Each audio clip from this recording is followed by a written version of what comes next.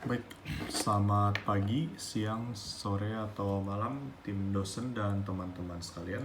Saya Steven dengan NPM 1906-293322 akan mempresentasikan tentang hasil modifikasi untuk lab 5 saya untuk topik RTOS.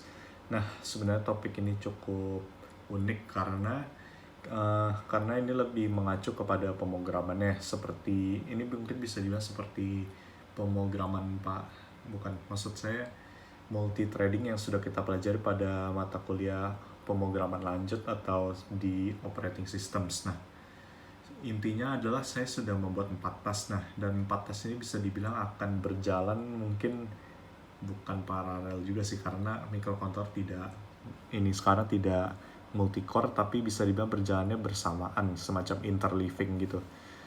Nah, itu jadi 4 tes. Ada satu untuk membaca dari kedua tombol ini atas, yang ini akan menaikkan counter, yang ini akan menurunkan counter. Nah, satu lagi internal yaitu timer. Bukan timer sih, tapi bisa bilang berjalan secara periodik. Dia tes yang kedua ini akan menaikkan counter setiap 1 detik. Nah, yang ketiga itu LED 0, yang keempat tuh LED 1. LED 0 berjalan tiap 1 detik dan LED 1 berjalan tiap 2 detik. Nah, itu mungkin untuk sepertinya kita akan menyalakan saya dulu. Nah, bisa dilihat kalau LED 0 ini akan lebih cepat jalannya. Nah, kalau saya klik tombol bawah, dia akan menurun juga counternya. Nah, kalau saya naikkan, dia akan naik lebih cepat. Nah, ini sebenarnya bagaimana? Sebenarnya ada sesuatu yang kita harus kita harus perhatikan. Nah, sebenarnya kalau buzzer buzzer ini menyala setiap kalau angkanya genap. Nah, kalau tombol dan kedua tombol ini bekerja bersamaan dengan yang di internal, yang tes internal tadi. Nah, itu sebenarnya ada namanya semafor, jadi supaya tidak terjadi racing condition.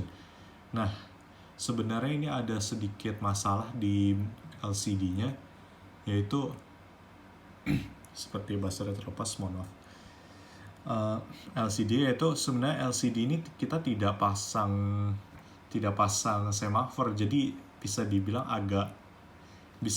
agak bermasalah gitu.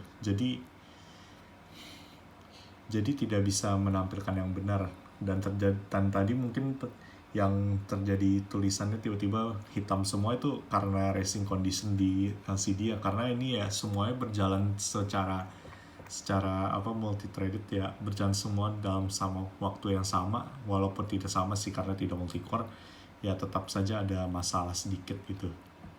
Ya, mungkin berikut untuk ini mungkin saya akan lanjutkan di Arduino lagi di video dan postingan forum yang berbeda.